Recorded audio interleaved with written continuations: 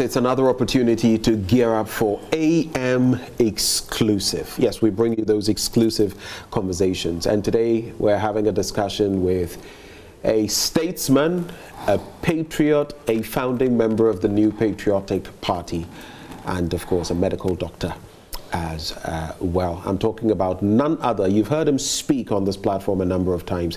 He's back today.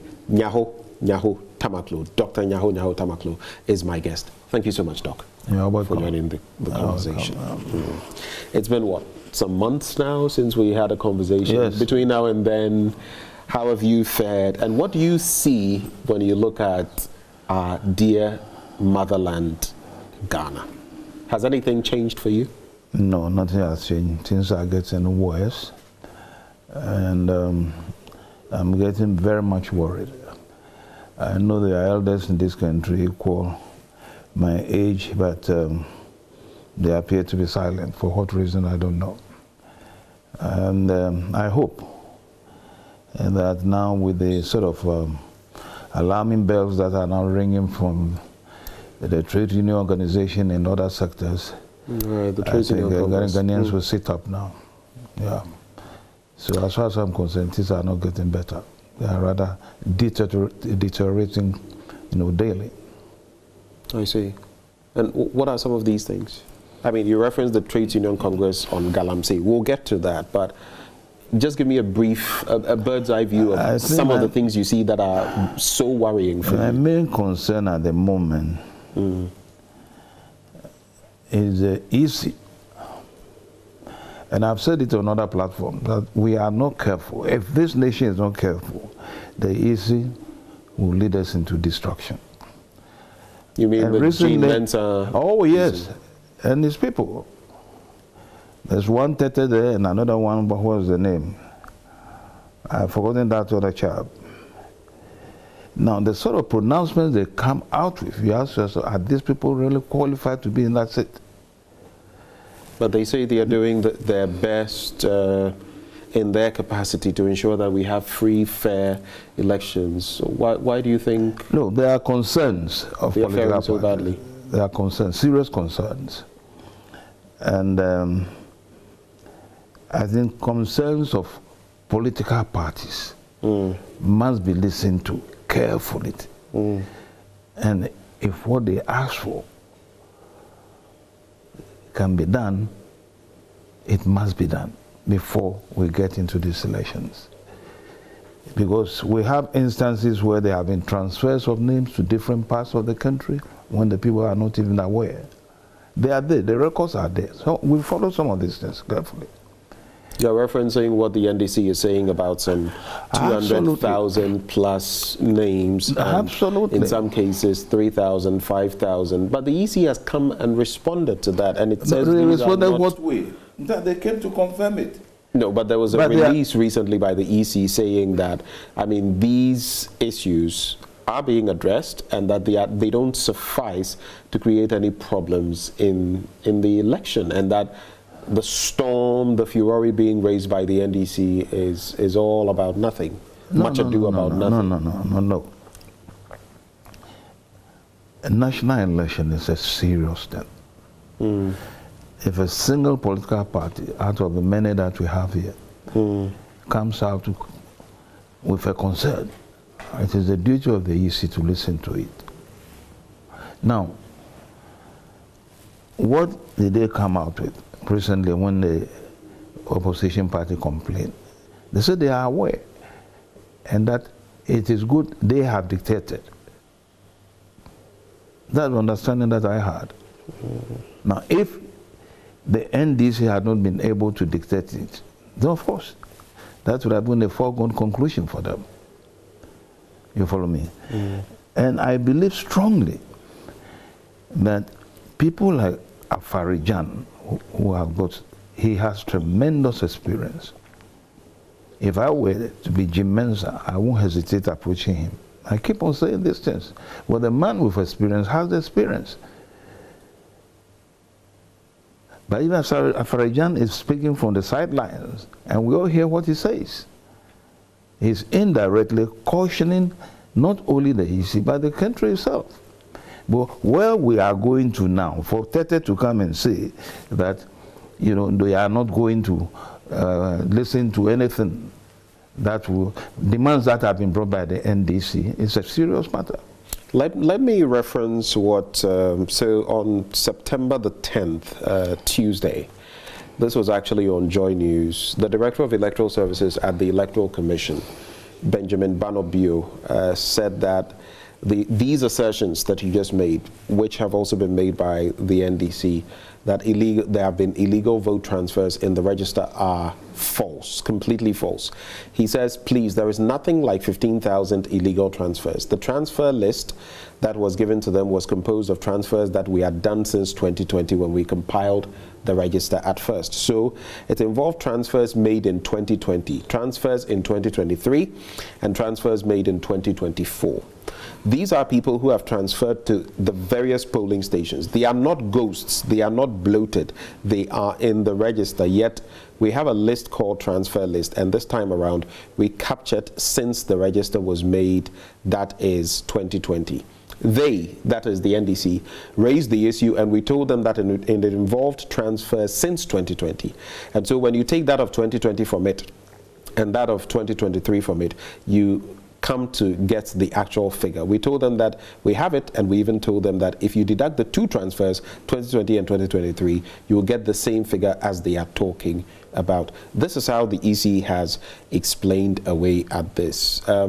Convinced? I'm not convinced. Are you convinced with such an explanation? No, you see, I keep on telling you that journalists have a great role to play in this country. Such a person should have been confronted immediately by journalists, not necessarily a politician or even a citizen. I mean, you tell this to the Marines. One, you have come to confirm that there have been transfers since 2020, you said. Yes. Yeah. Now, can he now tell the public that these various transfers that have been made, the people can easily be, what do you call it, pinpointed at the various sectors that they are at the moment? No, they can't do it. You follow me? And these are the things that we have to be careful about. We just came out of one not quite long ago, just almost getting to 4 years now. And look at the number of lives lost. You're talking of election 2020? Absolutely. And the 8 people who died in yes. Yes, we shouldn't joke with this at all. You see, we talk of democracy, and I'll continue saying that I get surprised about my friend Akufo-Addo. I have known him to be a Democrat. He should have been the last person to have allowed, and I know, I've been in politics for years. I know maneuvering is going on. There's no doubt about that. By whom? For the political parties. It could be any political party. Even bribing is a maneuver. Buying votes is a maneuver. You follow me? And that's why we don't get the right people to lead this country always. Tell me, what then is the solution? I mean, when you look at the current political climate, it is very charged. There are accusations, counter-accusations. I mean, when we come to Galamsey later, the whole charade about, oh, you polluted more than we did, as the majority chief whip, Anodompre, said, referencing the NDC. But before we get there, the political climate and ahead of election 2024, all of these things that are coming up, what do we do? The NDC is saying, go for an external forensic audit of the voters register. Forensic audit, that's right. It's been done before. Yeah. The EC says there's no need for us to do that. There's no need. And that we have sanitized all of these claims. That's why the response came from the Electoral Commission. The NDC is threatening a demonstration on the 17th. Will that solve it? No one knows. What are the solutions for you? Look, for the Electoral Commission itself to come out to say that there's no need for forensic examination, that tells you that they have a problem. I mean, you should know that. That itself tells you you've got a problem. Let me give you an example. Imagine I have stolen your car. and the car is parked in my house, and you brought in policemen to come and have a look whether the car is with me, because there's every indication that the car is with me, and then I will be preventing you from entering into my house. That's what they are doing. I mean, why should you be afraid if you don't have a problem with forensic examination? Why should they be afraid? But if they don't have anything to hide. You see, this is the way I want Ghanaians to look at issues. Where we are now is not a partisan affair. It's not a partisan affair. We are getting into a very, very serious problem. It's not NPP, NDC, all this political party hanging around. We must look at the nation now. This nation is already a failed nation. Ghana is a failed nation. I've said it time and again. This is a failed nation. What is the economy doing? Useless. What's the development? Nil. We are supposed to be a mining country, gold, where we have gold. We are not the best or highest producers of gold in Africa. We are not. I think we are about 6th or 7th. We are 8th, actually. We're 8th. There you are. In terms of, well, that is in terms of gold reserves. Yes. We started mining, I don't know how many centuries ago.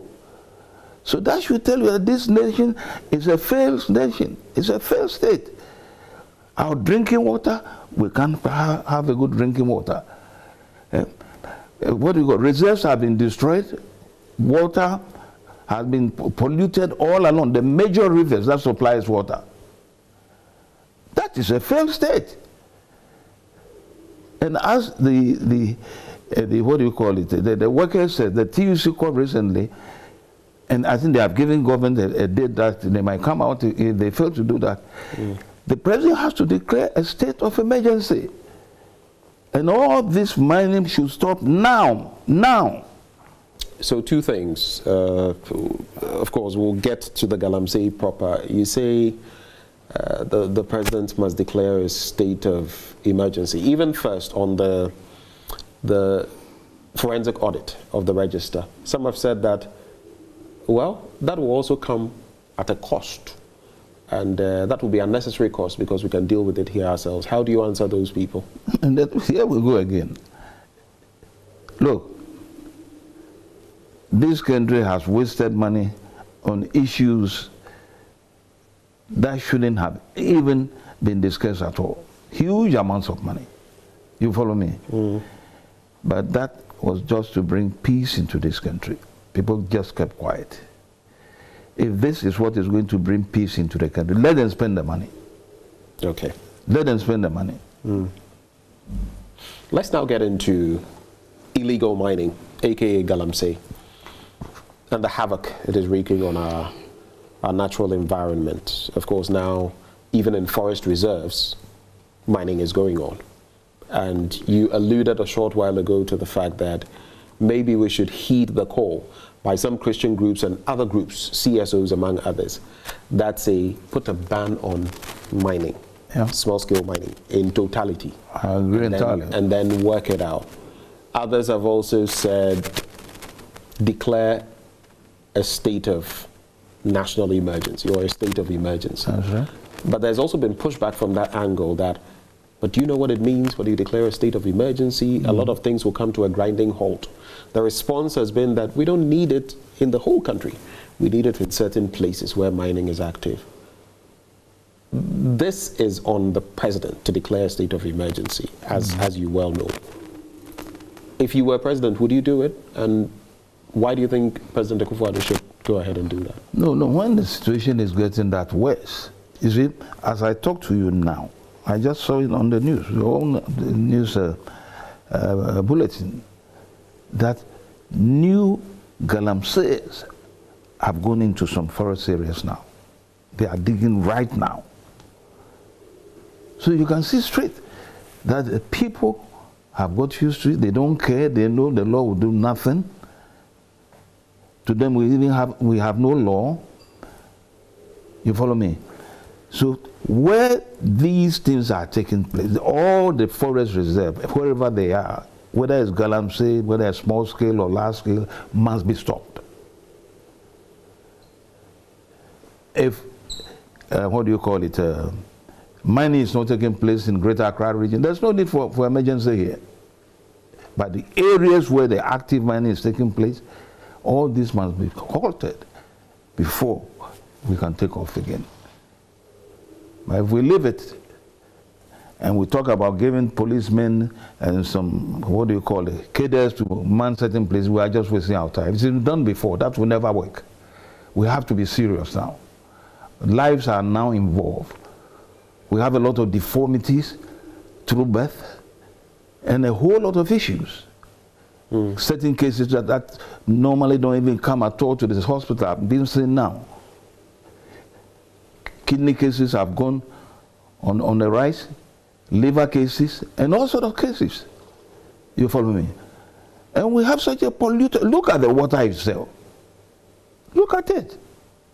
The Ghana Water Company Limited is struggling to produce water. Well, then recently they came out. The levels have dropped again in terms of even, well, if you look at turbidity, NTU levels, and then you look at the processes it takes them to produce water, and the quantity of chemicals they have to use to purify the water is becoming increasingly problematic for them. Of course, yes. And of course that means extra cost. Of course, for them. To produce every quantum of water, which will also eventually translate into extra cost for the end users, you and me, if the water flows through our taps. To the extent that, was it yesterday or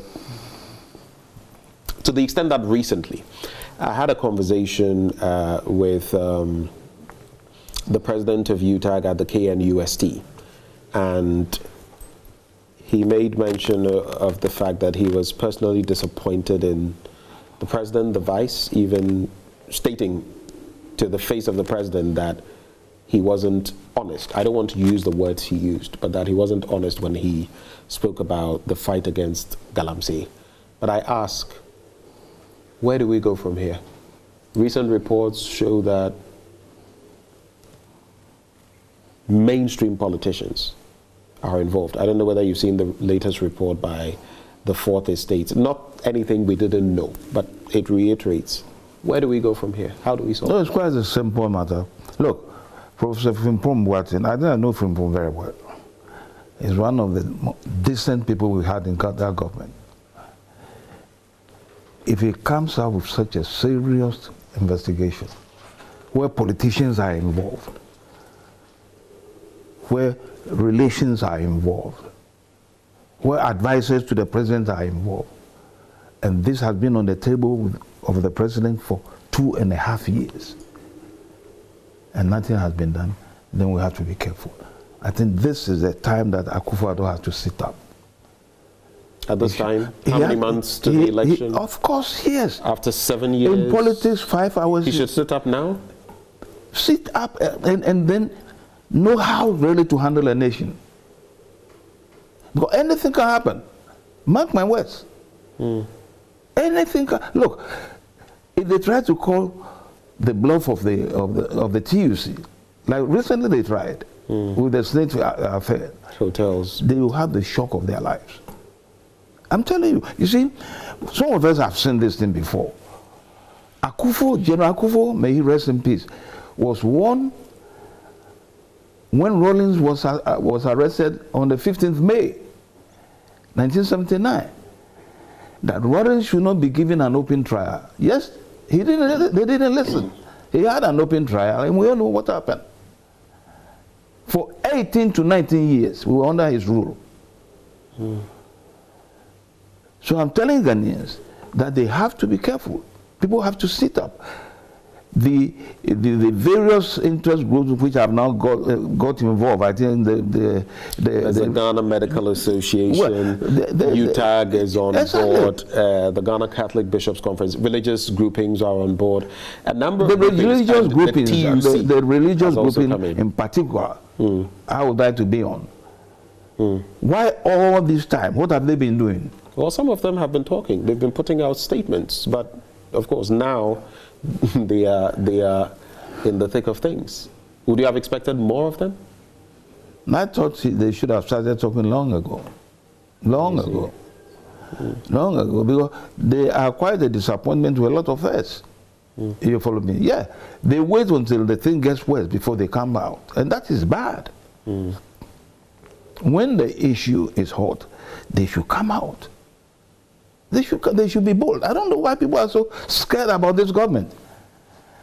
This is a government that has a lot of infractions. A lot. They know it.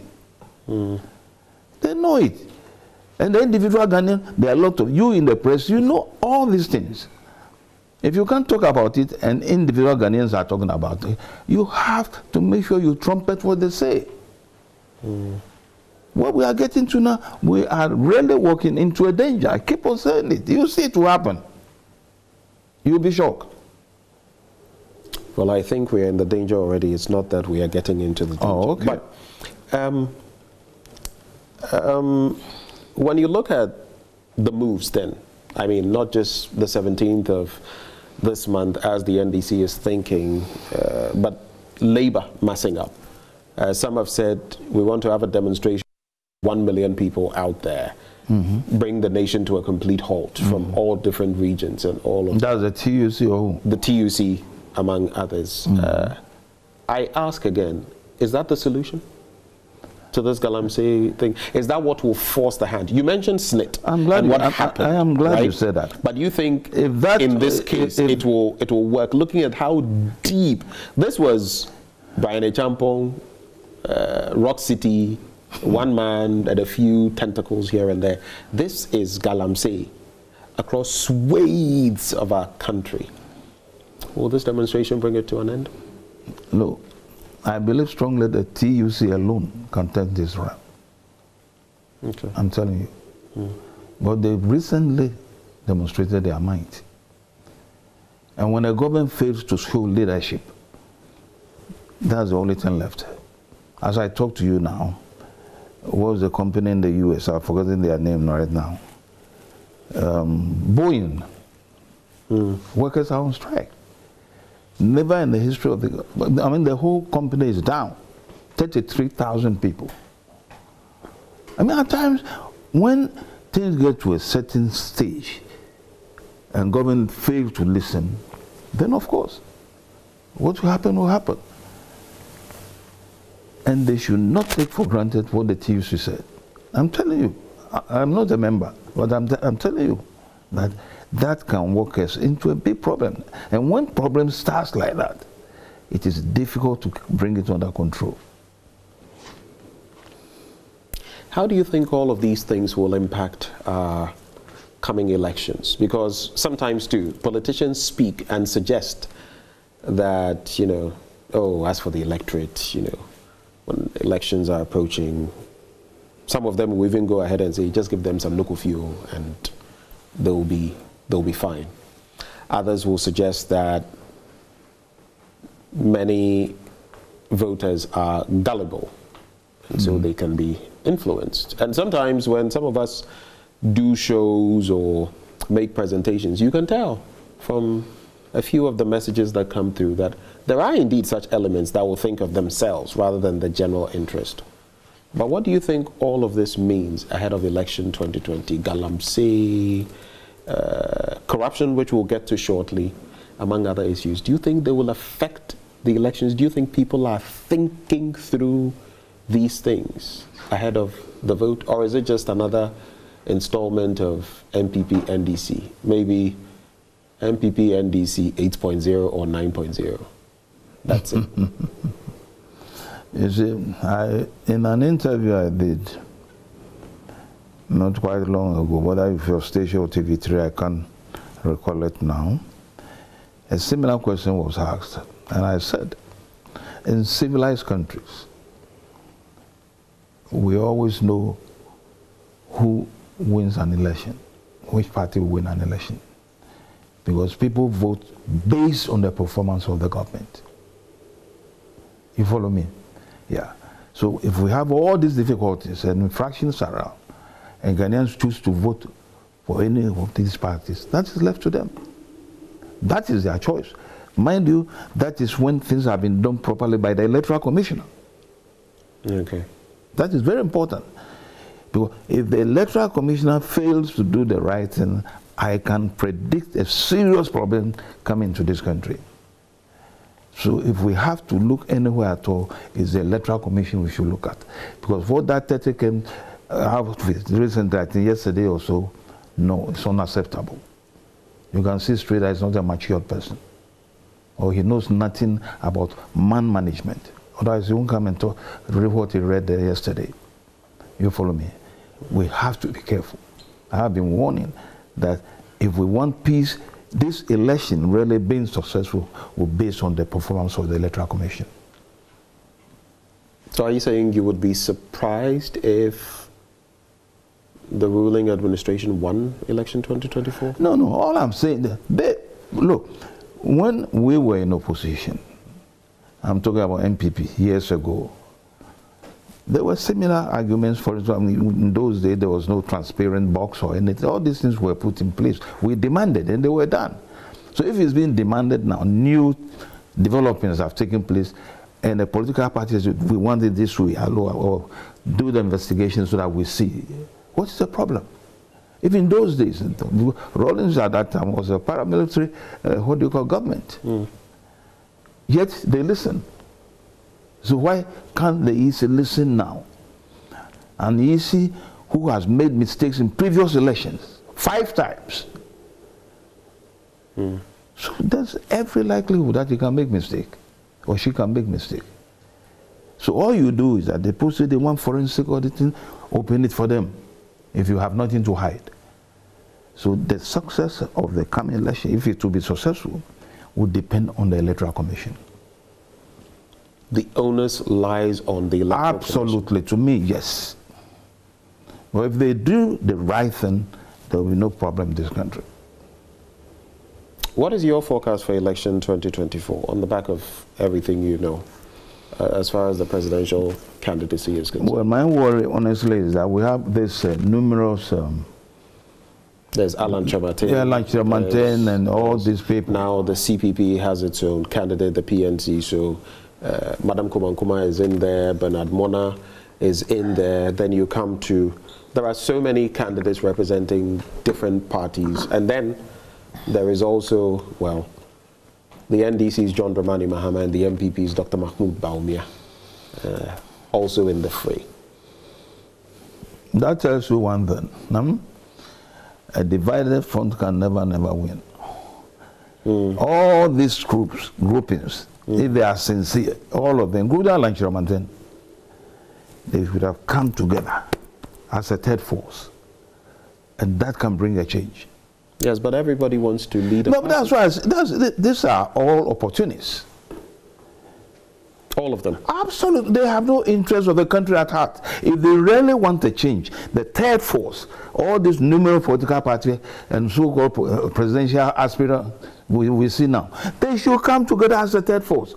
And if they really have a weight and they are serious, definitely it will be a threat to both the NDC and the NPP. So it's a lack of seriousness and selfishness. Lack of seriousness. And selfishness. And selfishness, greed, and to extent avarice. I'm telling you, I know them. Because what we have on our hands now is a national issue. So if I were them, all we would have done is to get ourselves together, the various groups. Then look at them, they are more than 20. But because of greed,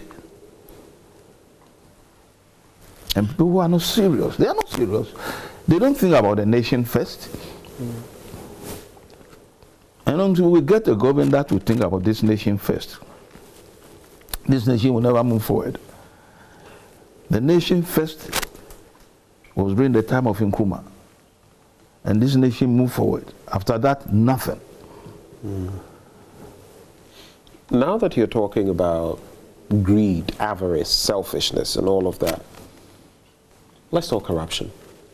Recently, corruption. Oh, corruption, yeah. Yes. President Akufo-Addo has defended his record on corruption. Even at the latest Ghana Bar Association conference, he spoke about those who call him a clearing agent, and that he would prefer to be a clearing agent than government official one, and that he would not, because of his detractors, fail to apply the rule of law and due process, as he calls it.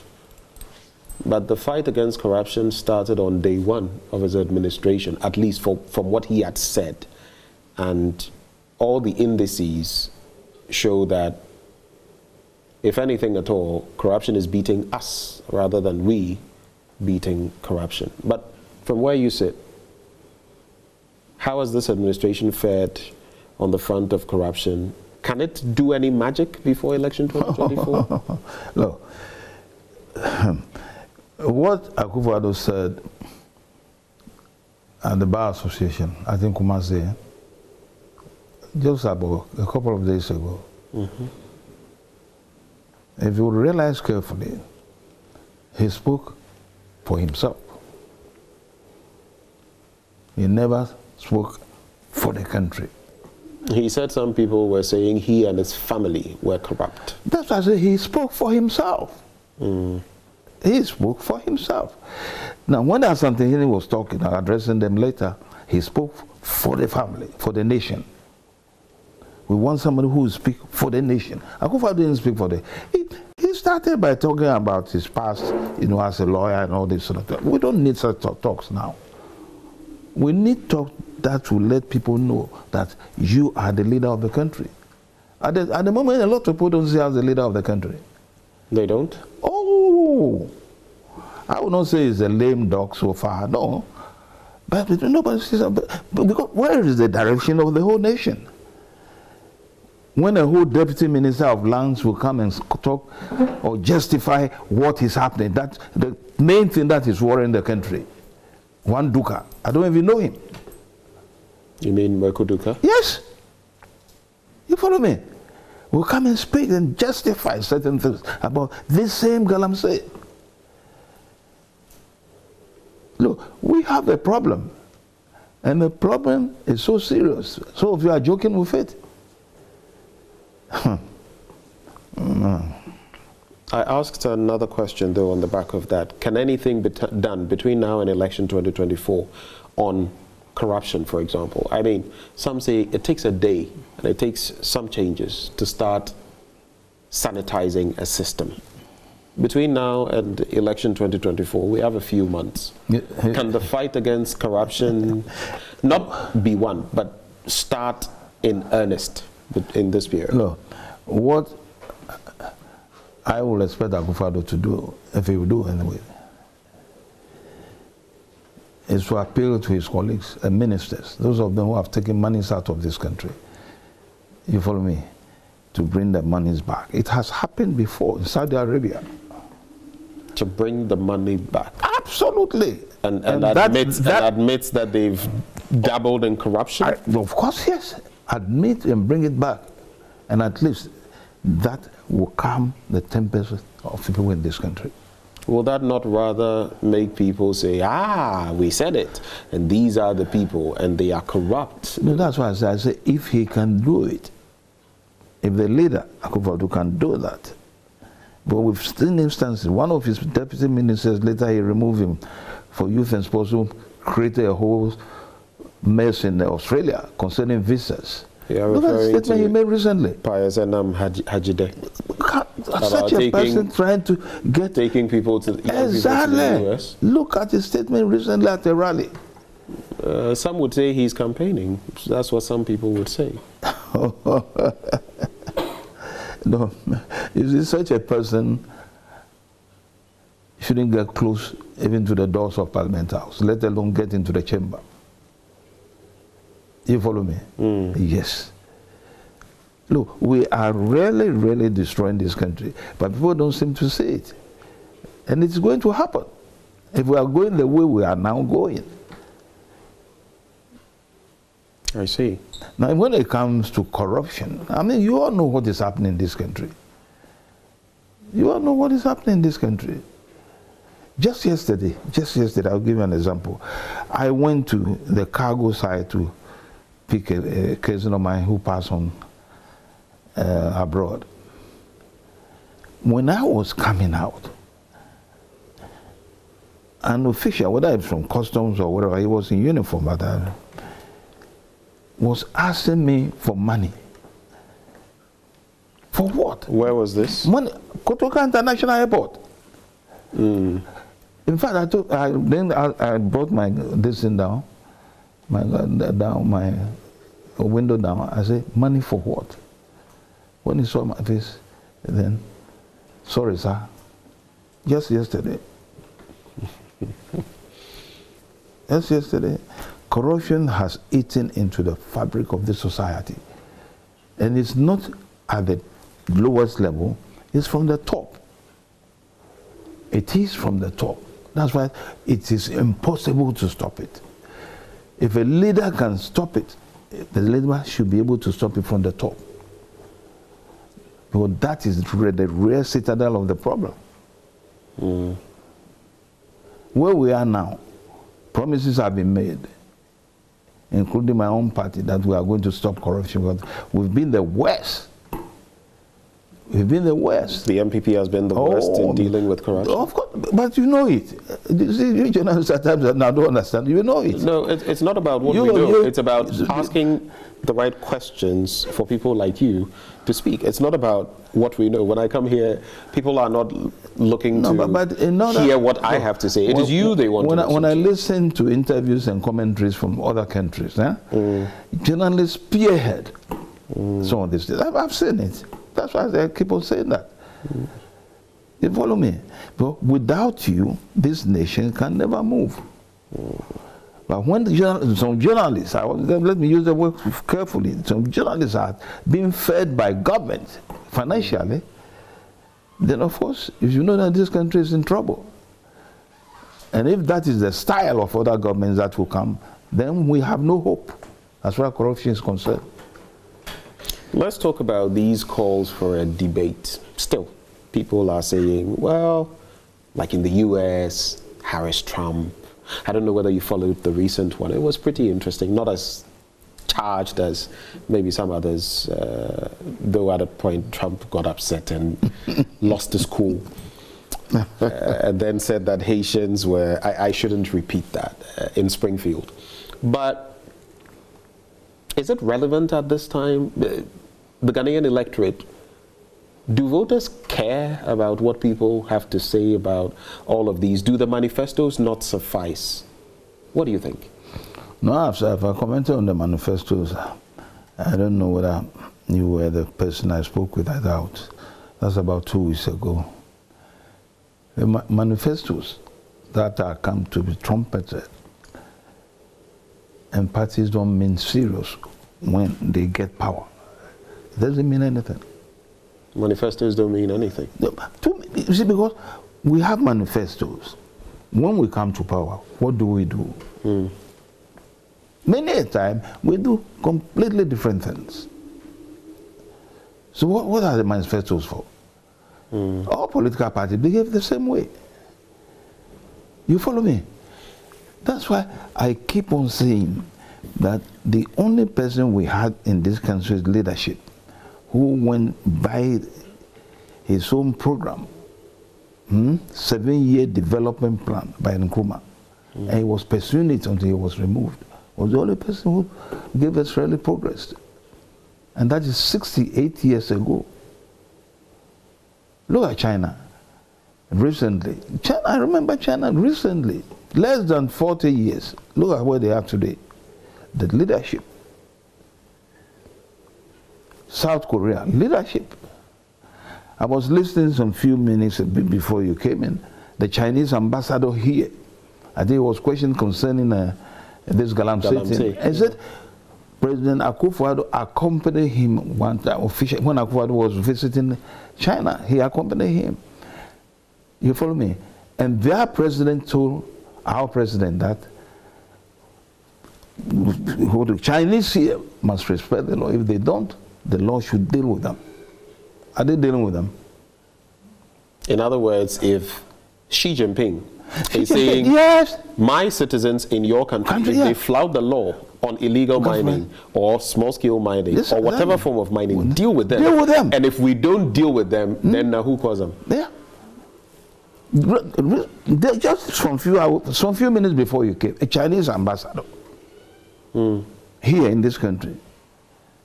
You follow me? I said, a nation progresses when you have the right leadership. If you don't have the right, forget about it. So we don't have the right leadership? No, I don't believe so. I mean, 8 years, what have you said? 8 years, what have you said?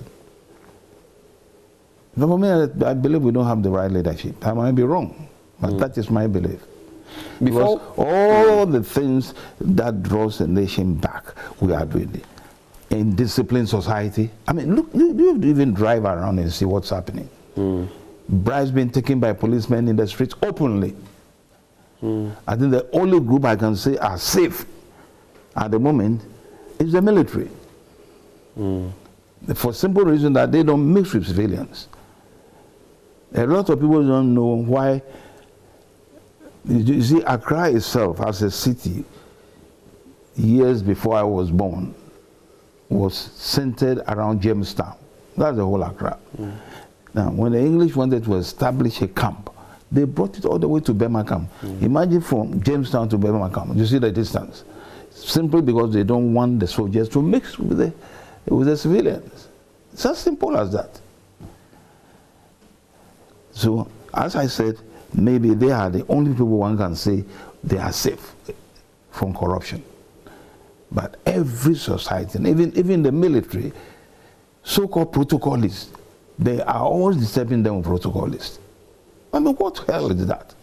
I mean, the protocol lists are everywhere. Recently, I heard of one from somewhere, and but I guess, as some will say, it is what it is. There are two final issues. The other one, the last one I'll talk to you about is sports. And since you are so passionate about sports, especially football or soccer, I will take it there as the very last issue. But the economy. Some people say that, oh, people of a certain caliber, as for them, where they are, they don't feel the pinch.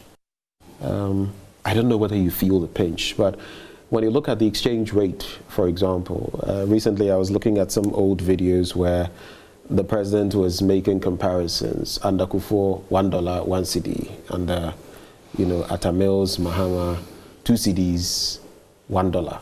And now it is about 16.6 to the dollar.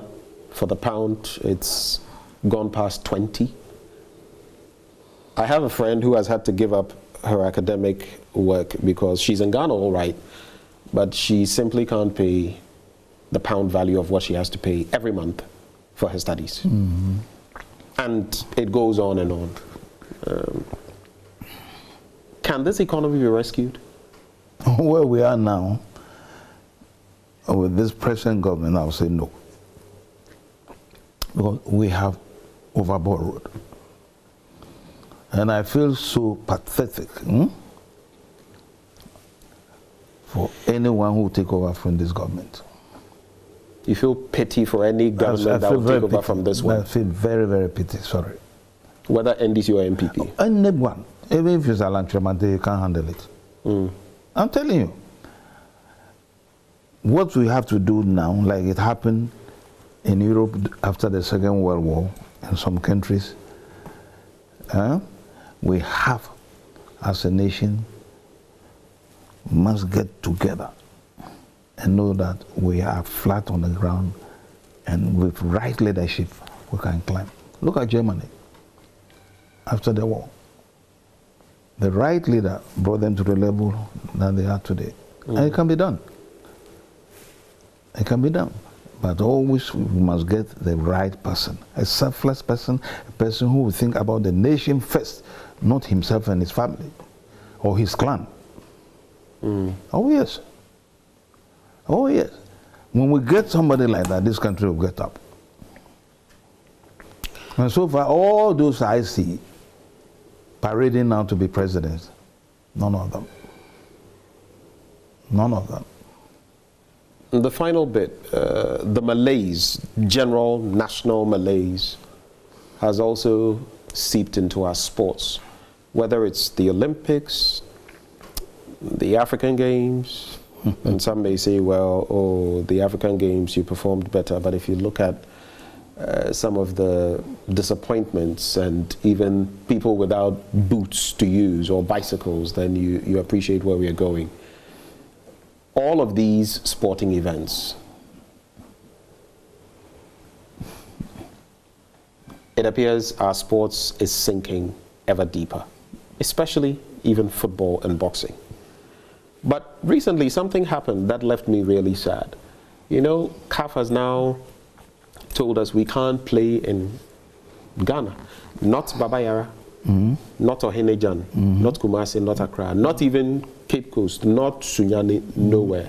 To the point where we now have to go to either Nigeria or Cote d'Ivoire to look for a stadium. And former Black Stars captain Stephen Appiah, you know, reacted to it and said, if we are playing internationally and you travel, that is a different matter. But for matches we have to play in our country and we can't find stadia and we have to go to other countries to play, it's an embarrassment. It is. I agree with an indictment on us. What is your reaction? That's my final question. First and foremost, once again, leadership. Leadership. If what I heard is correct or what I saw on the television is true, the sports minister was asking the FA to look or go and examine the league on sports. I think that new one they have done there, whether it's fit for recognition by CAF. That alone will tell you leadership failure. Something he should have done himself. And even it's a disgrace that under their rule, we can't even get one stadium which will be acceptable to CAF or FIFA for an international match. It's a big disgrace. We've not been able to win any cup neither under their leadership. So what again? We take leaders from Nkrumah's time. Kwame Nkrumah, 2 caps, African Cup of Nations. He had interest in the game, and he brought in experts to come and help build. Even then, not long after independence, we were able to get 2 caps. Kutu Achampong came.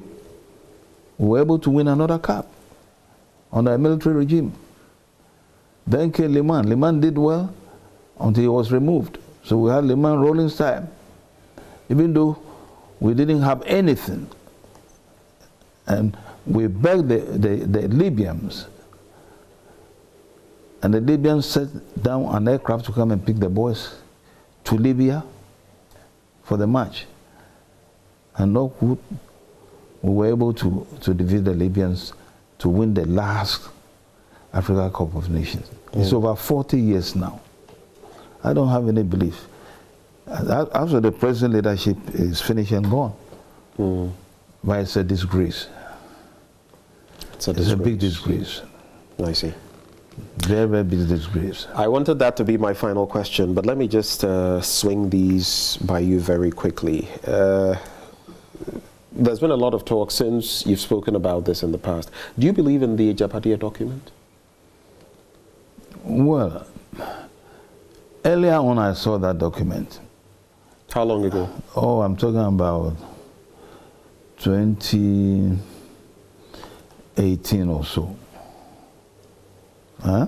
But I thought it was just somebody who is fooling. But now, when I saw the new release, how it's carefully crafted, and looking at how things are going in the country, I think we must be careful. That's all that I will say. Because things appear to be fitting in rightly. Things appear to be fitting in rightly. Oh, yes. Look at the banking sector, politics itself. You follow me? I mean, areas of, look, even Baumia as head of state, or the idea to put him there, it's all part of the game. You follow me? It's all part of, look at his own statement he made recently. a statement that can easily bring confusion to the party. And I'm sure it has brought. He made at Chebi when he went to see the Ochene. But recently, it's less than a week. So you can see that this is a document that has been planned, and there are people who are watching carefully that that document is executed the way it should be. Dr. Nyaho-Tamakloe, we are grateful for your time. It's a pleasure. Thank you for joining us with your thoughts, and we're grateful that you brought us here. Thank you very much for this conversation. We wish you the very best. This has been another installment of AM Exclusive with Dr. Nyaho-Tamakloe. He took time to share his thoughts with us on the economy, corruption, galamsey, debate or no debate, the Electoral Commission, myriad matters of national scope. My name is Benjamin. This has been another installment of AM Exclusive. Thank you for watching.